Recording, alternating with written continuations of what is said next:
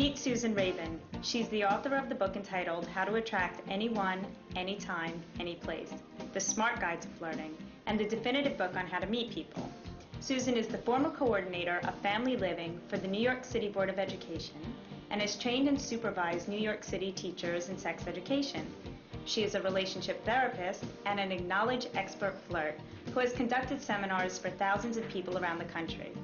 She's made many television appearances, including The Ricki Lake Show, Good Day New York, Montel Williams, and The Phil Donahue Show. Hi, Susan. Hi, Ricki. What is the key to attracting anyone, anytime, any place?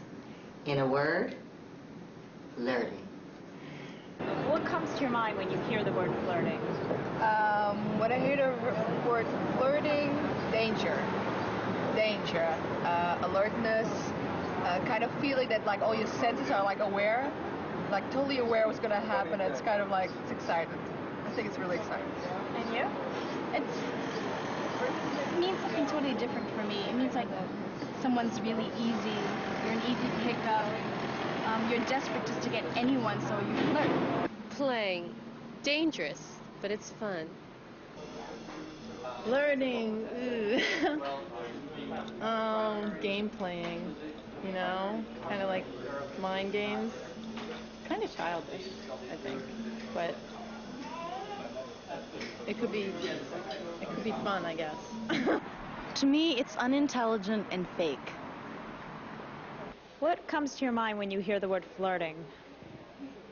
People playing games, men and women looking at each other, seeing if they're interested.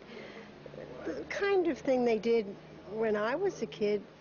What I'm wondering about, though, isn't it, well, today, is it considered immoral or bad to flirt? Flirting is not a dirty word. In fact, my definition is acting amorously without serious intent. And that's very important, without serious intent. It's the 90s, and the sexual revolution is over. We cannot just hop into bed. We need to know our partners, and we need to have fun. And flirting is fun. A flirt is playful, charming, lives in the moment, has a sense of humor, makes other people feel good, feels good themselves, and engages in social intercourse. You know how nice social intercourse is? It is something that you can do many times a day with many different people, and it's very safe. And flirting is safe, and it is fun. Can I really learn how to flirt? Baby, you were born to flirt. Babies are actual, natural flirts. Watch them. They coo, they say peekaboo, I see you, they smile, they grab at you. But so many of us have had it conditioned out of us. Somebody told us it was bad, it wasn't nice, we shouldn't do that. So it may not come naturally to us anymore. We can learn it. There are certain skills, nonverbal and verbal skills, and everybody can learn to flirt. Can I use flirting for something else other than meeting people? Well, I guess I know all the secrets. I picked up the one I wanted to pick up. That was 10 years back. I'm a happily married man. So that's about that. Do you think flirting could be used at work, or should you just use it for meeting people? Or, I don't know, is that unprofessional to flirt at work? I don't know. I'm good at it. Maybe I could use it. Oh, absolutely. Flirting is a skill that is a life skill. It's a people skill. It is a way of communicating with someone else in a playful, friendly manner.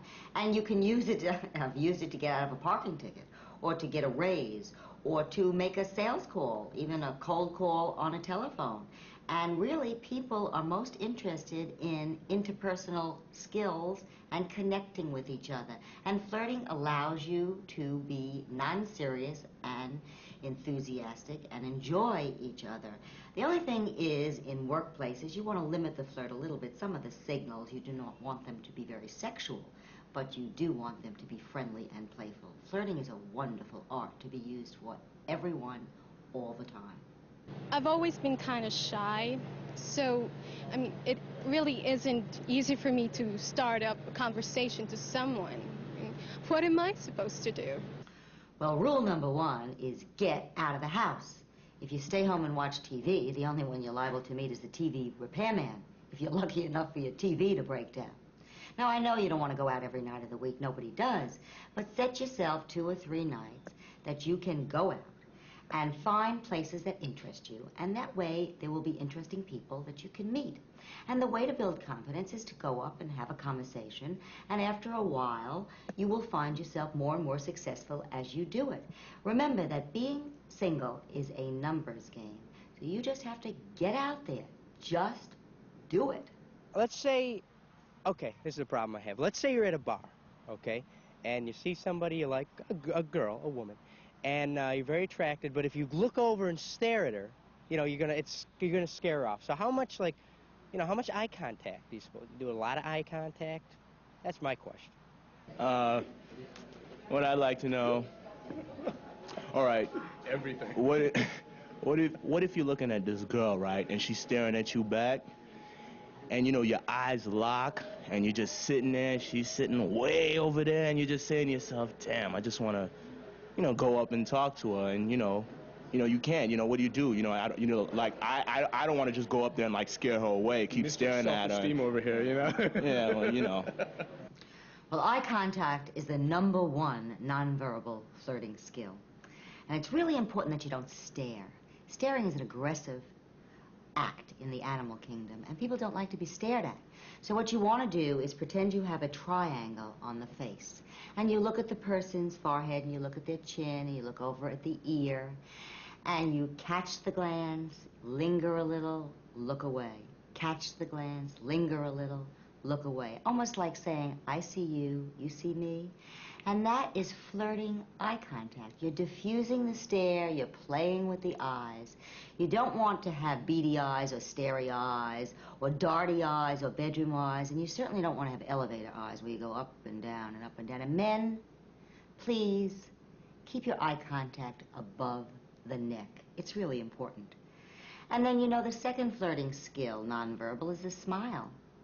A smile is contagious. And it's friendly, and people like it when you smile at them. And then we have other body languages that are very important to read. For instance, we all know that this usually means that you're closed or unapproachable. It could mean that you're cold, so you have to read more than one signal. You have to read clusters. If you're like this and your shoulder is like this and you're looking down, it kind of says, don't come near me. What you want to do is have an open stance, an open palm, be leaning forward, showing the other person that you're approachable and that you're available for conversation. And that's really what flirting nonverbal language is all about. How do I start a conversation after saying hello? I admit that's my problem. Well, you know, it's quite simple. Actually, almost any inane remark will do. But if you want a rule, ask a question. And an open-ended question is better than a closed question. That means that you don't want just a question that requires a yes or no. For instance, a man in a laundromat asked a woman, how many coins does this machine take? 1, 2. You know, which soap sud should I use? This, that. That doesn't go very far. Ask something that requires them to think or to feel or tell you what they are doing or thinking. And then what you want to do is find out what interests them. And then start the conversation from there. Ask them questions, ask a follow-up question, and be well-read. It's important. Read a newspaper, read a magazine, watch television. Be able to converse in small talk. Small talk is important talk. What movie you saw, where you're going, how do you like to travel, if you won the lottery, and just have a conversation. Try it. Practice it. If you're very insecure about it, write down 3 or 4 things that you know a lot about and practice them. And when you go out, ask questions about those. Be enthusiastic, and, you know, above all, do not be the sunshine of your own life. That means don't just talk about you. Don't start every sentence with I. Try to become not only a conversationalist, but a good listener and interested in what the other person is interested in. I can muster enough energy to say hello. But what do I say after I say hello? How do I start a conversation? You know, once you meet somebody and you're talking to them, and you've opened up the conversation. You had your whole humbraker. You smiled at each other. How do you keep the conversation going without becoming dull or without becoming too aggressive? You know, you don't want to seem sarcastic, but you want to be, you know, funny or humorous, and you don't know what the other person's tastes or what their limits are. How do you do that? Well, if you want to keep a good conversation going, one of the really important things is to try to tap into the other person's what I call hot buttons. Find their interest, find their passion, and they'll keep talking because they're enjoying what they're talking about. And do certain things that will keep it going, like don't whine, don't interrupt, don't criticize, don't judge, don't tell them on the first date about your mentally ill mother. They're not going to accept that. It's very, very important to be pleasant and keep your problems at home.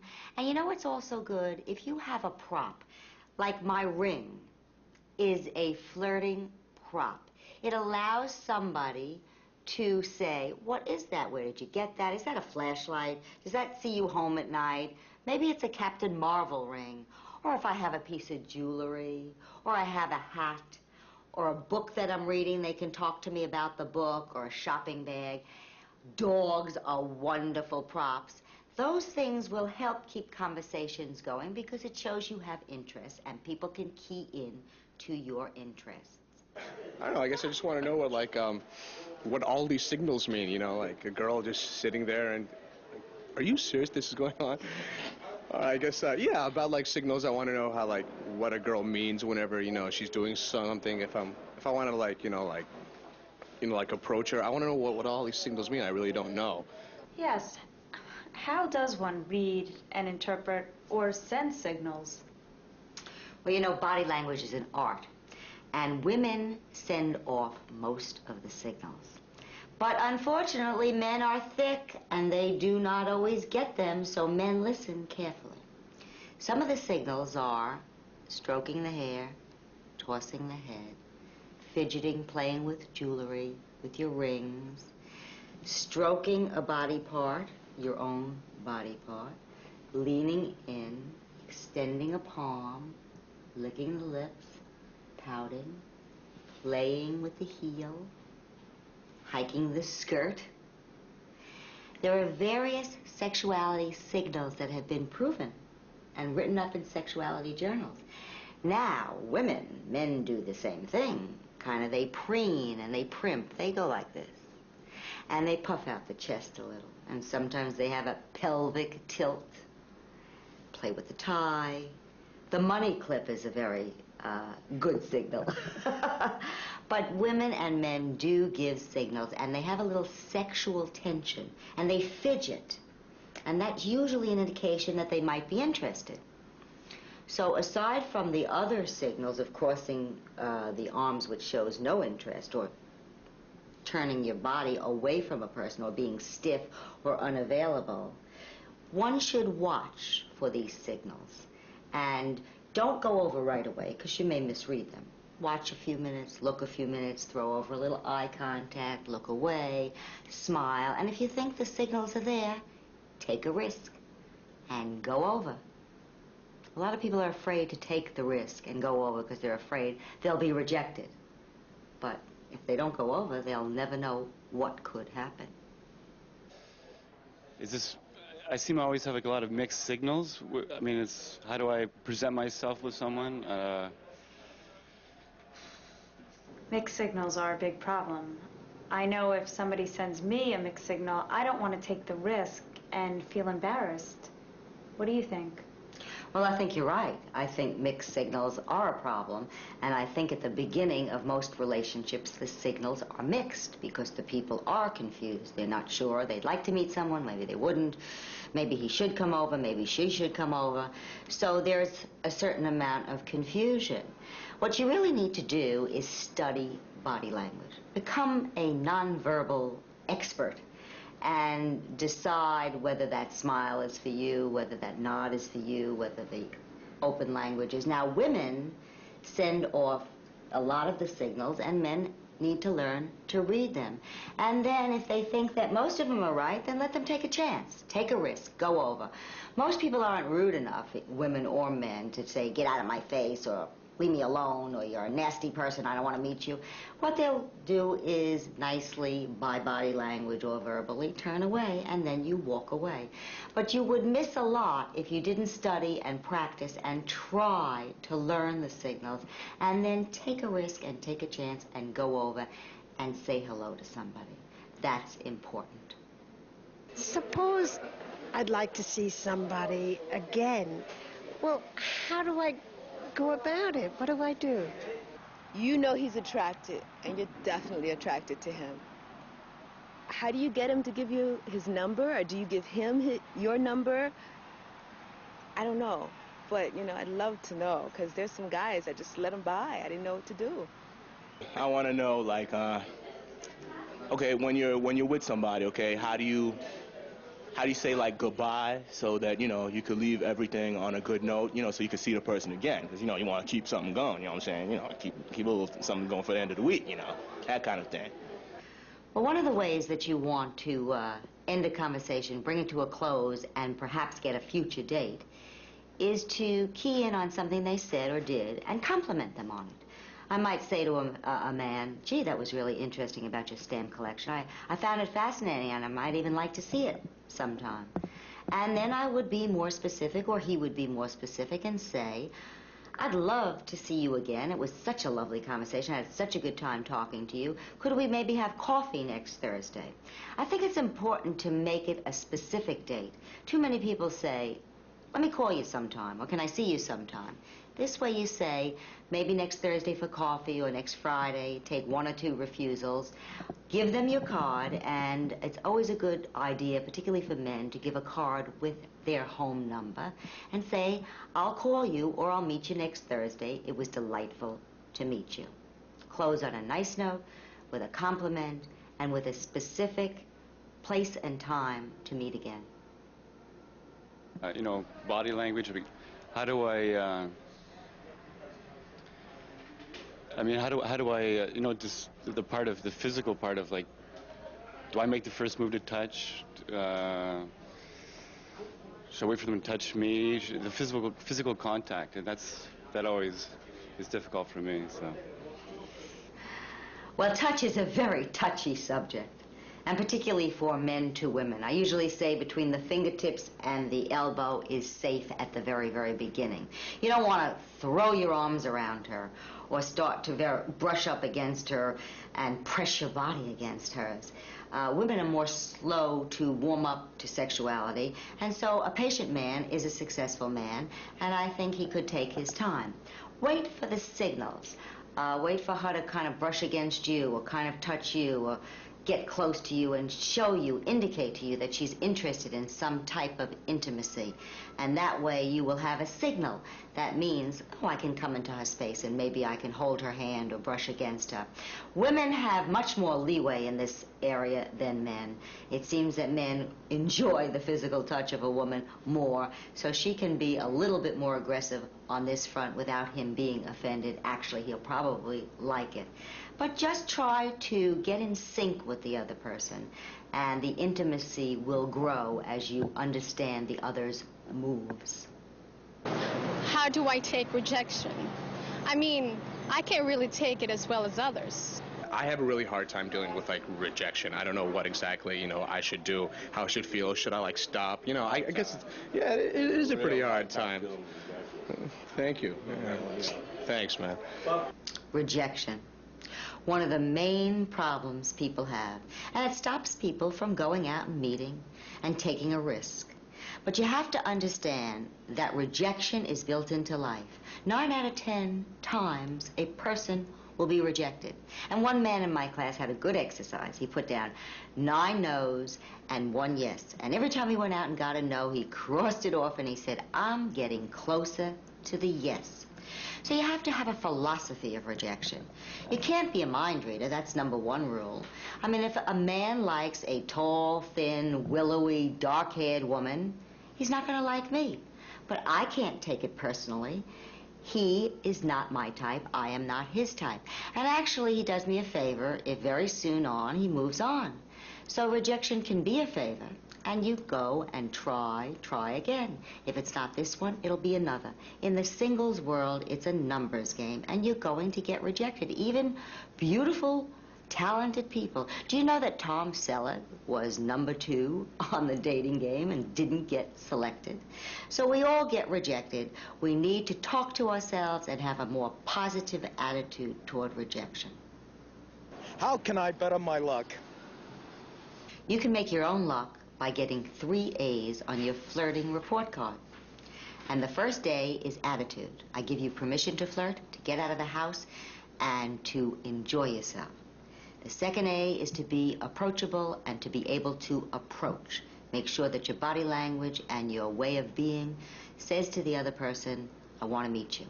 And then, of course, you need to take action, whether it's using a prop or reading a book or asking an open-ended question.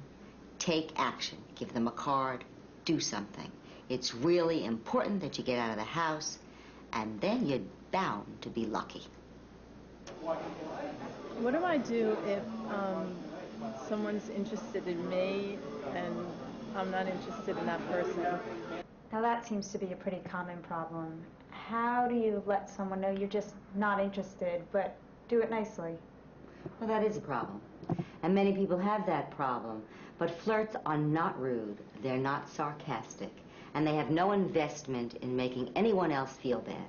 So they need to excuse themselves politely.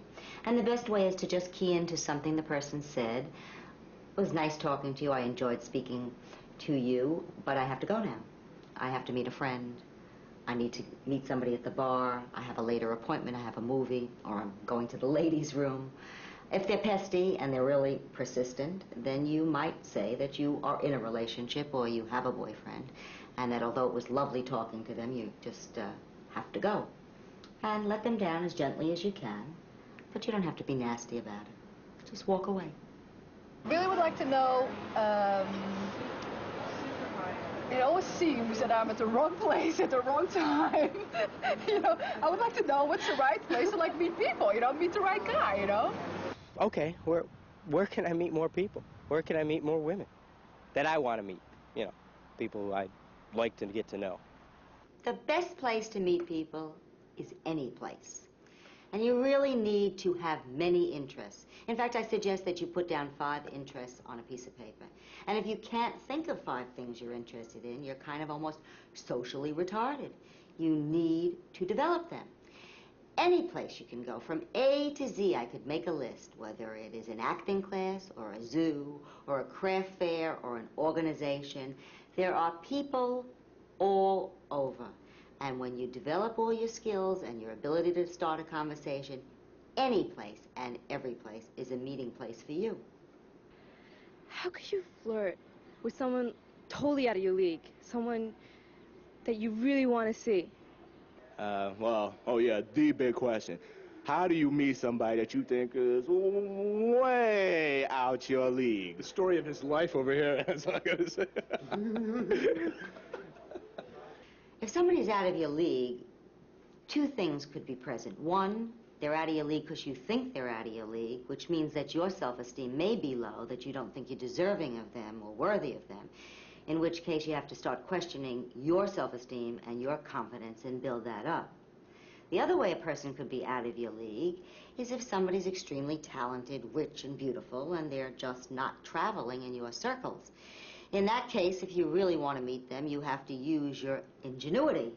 Think of something very clever. Send them a teddy bear if they like teddy bears or certain chocolate candies. Or find some kind of work with them or for them that might endear you to them and get you close to them. Occasionally you do hear about a governess who marries the boss, but usually people stick to their own kind. And since we have just so much time, money, and energy, it's a good idea for likes to attract likes and go where people are available to you and you can get somebody who you deserve and deserves you. Well, basically, how do I get somebody into bed with me? Slowly, very slowly. The sexual revolution is over. We're in the 90s. We have to practice safer sex. And what's our rush? We need time to get to know our partners and to know their sexual history. And women do not like to be sex objects. So they would prefer it if you take your time. And a patient man will be a very successful man. It's time to get to know each other, to date, to relate, to flirt, to enjoy. When you become sexual, however, do remember to practice safer sex. I wonder if flirting like different between cultures. Is there any way that there is a difference in flirting with somebody from a different culture? There's something a lot of people want to know. Are there differences in flirting cross-culturally? Yes, actually there are, because cultures do have different ways of approaching. Some are more direct, some are more indirect. Also, communication styles are different, and understanding of body language and various verbal communications are different. Perceptions can be different. For instance, in Latin American countries, they're more overt, more outward with body language, and in the Asian countries, they're very often more reserved. And there are many little nuances and differences that are ingrained in the various cultures. And so it's a little different meeting people in different walks of life. You know, I can deal with any kind of rejection, but how do you deal with rejection based on race? How are you supposed to feel when you think that someone's rejecting you because of race? Rejection. Again, you cannot take it personally. And when it comes to cultural differences, that goes even more so, because it's not personal. Very, very often, the person may reject you because of their own problem, because of their own feeling, because of their own need for marrying within their culture, having children within their culture, or the expectation of their parents. So the rejection is not a personal rejection, and you must not take it personally. Is there anything that can help me with cross-cultural dating? How do you deal with somebody that's like real different from you? You know, like somebody that ain't on the same program, if you know what I'm saying, that you're on, you know? Like somebody Asian or what have you. No, you mean like a different race kind of a thing? Kind of, yeah. That's pretty thank you. You're pretty smart. Thank you very much. That's why I'm sitting here with you doing this interview. Yes, of course, when you face any relationship, it's a good idea to know about that person. And when it's a cultural difference, then you have to investigate even more carefully. And if you don't know, or you don't have an idea, or you have no way of studying it, you can really ask the person. Don't assume because somebody is Spanish that they come from one part of the world, or because they're Asian, or that they're Chinese. Ask. And if you ask in a nice way, in an interested way, in a flattering, complimentary way, and try to show them that you're interested in where they come from, what they do, what they think, what they feel, you will be successful in cross-cultural flirting. Well, how can I know if I'm flirting with someone who are different from my culture? Then how can I know, like, if they are accepting me? How do I know if somebody might be open to dating somebody from another culture?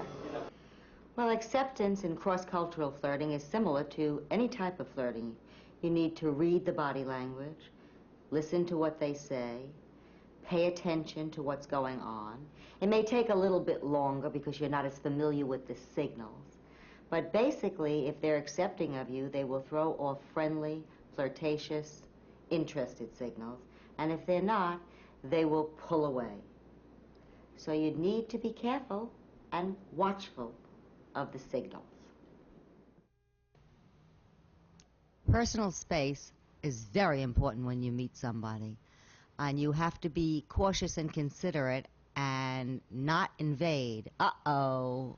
And she's uncomfortable. She moved back because he came too close. Arm's distance is proper, and a handshake is arm's distance, and a little extra arm over arm or touch helps to be more intimate and say, I like you, and maybe you'll call either man to woman or woman to man.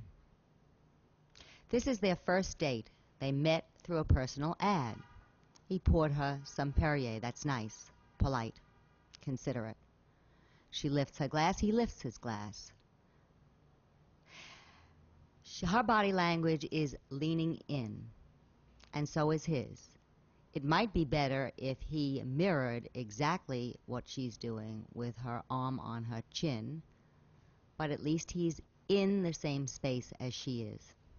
People like people who are like them, and you're trying to reach a commonality, to be in sync. You reach commonality with words, but also, and faster, with body language. Their conversation seems to be going well. She's nodding. That's an affirmative signal. She takes her glass and she circles it, another signal. Let's see if he takes yes. He's going to take and circles his. Good. And they're both leaning in. They're in sync.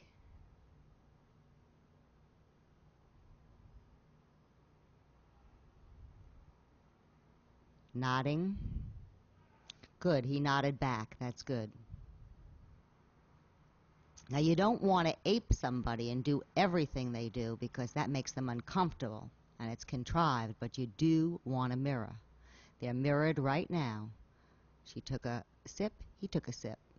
Put it down, he put it down. Uh-oh, he took some food off her plate. That's not a good idea on a first date. He could have asked, may I taste it? And she would give permission. But people have their own space, and it's not a good idea to invade or to go over to it when you don't know them. It's not a good idea to place your glass on their side of the table, your book on their side of the table. Now she pulled back a little, and so did he. That was good. He's in rhythm with her, in sync. But you see, if you start invading, pushing your plate over, pushing the napkins over, the bottles over, people are territorial. They like to have their own space until they know you better. And it's a good idea for men to watch for the signals from women in terms of touch. Maybe she'll put her hand on the table, then he could put his hand on the table. Fingertips to fingertips. But he shouldn't go over her hand or grab her arm because that's too invasive. It's subtle, and you wait to watch and read each other's signals. It's almost like a dance. He does, she does. They move in sync and in rhythm. You can always tell people who like each other. Flirting is a subtle art, but there are signals, and she is now using some of them. The jewelry, the leaning in, the circling the glass, the come hither look, and certainly his come hither look. But you need to adapt them to what's comfortable for you. If it's too overt, you don't do it. You might want to be more subtle.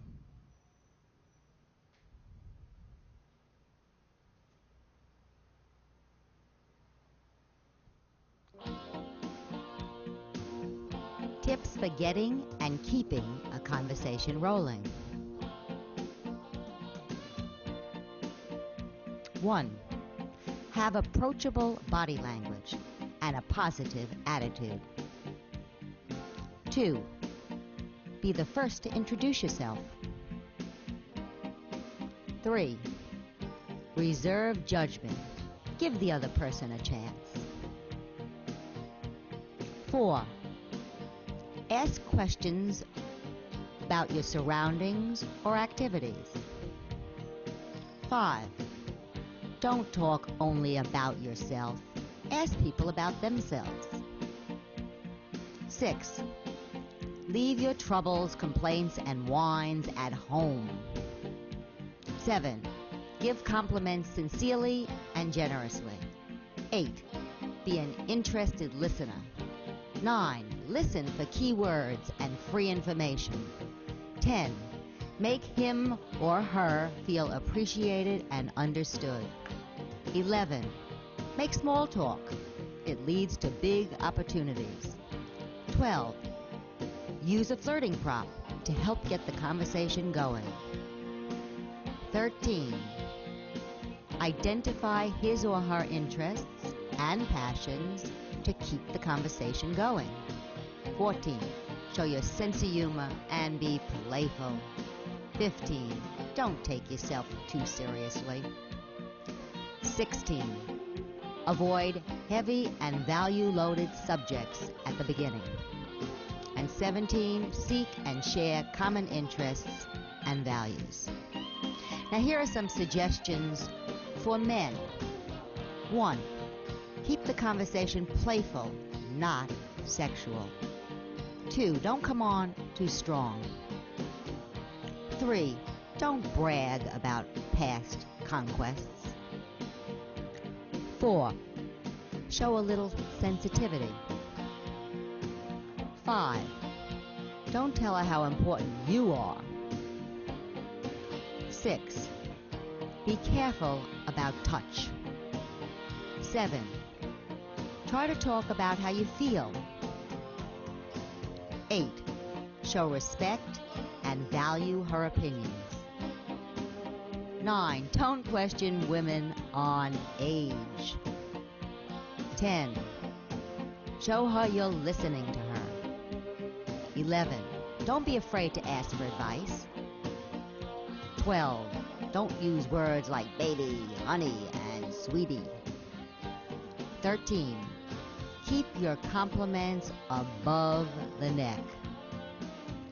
14. Don't be macho or mush. Now there are also some suggestions for women. 1. Don't make him feel you only care about his money. 2.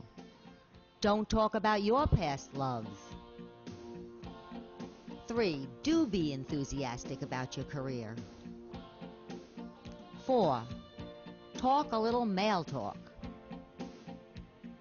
5. Listen for his interests. 6.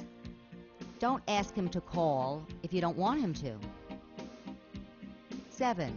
Have a business or personal card if you are interested. 8. Don't travel in twos to meet men. Extra tips, do's and don'ts.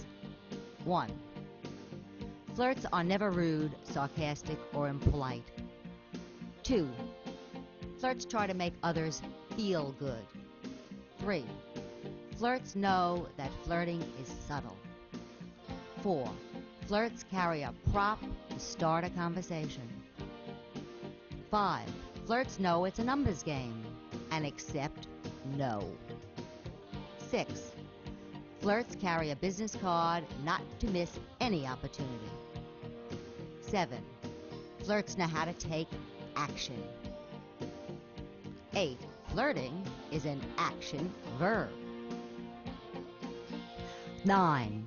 Flirts watch the eyes, smile, and body language of others. 10. Flirts should keep up with what's happening in the world. It helps to make good conversation. Thank you, Susan. I think you've given us great insight on the art of flirting and how to meet people. I can't wait to get out there and try some of your techniques out myself. You do it well with the eyes. Well, you're very welcome, and I want to just say one more thing. Compliments. It's really important to give compliments, sincere compliments. And I want to thank the audience for listening to this tape and tell them about the compliment that I received recently. Dear Susan, my name is Margie, and I have bought 5 books. Your flirting books are wonderful. I kept one and gave the others away. I've been single for 11 years and read a lot of books similar to yours, but this is the best, and I am now dating the most wonderful man. And I met him using your book as a guide. That's a great compliment, and I wish that for the entire audience as you listen to this tape and watch it and practice it. Happy flirting.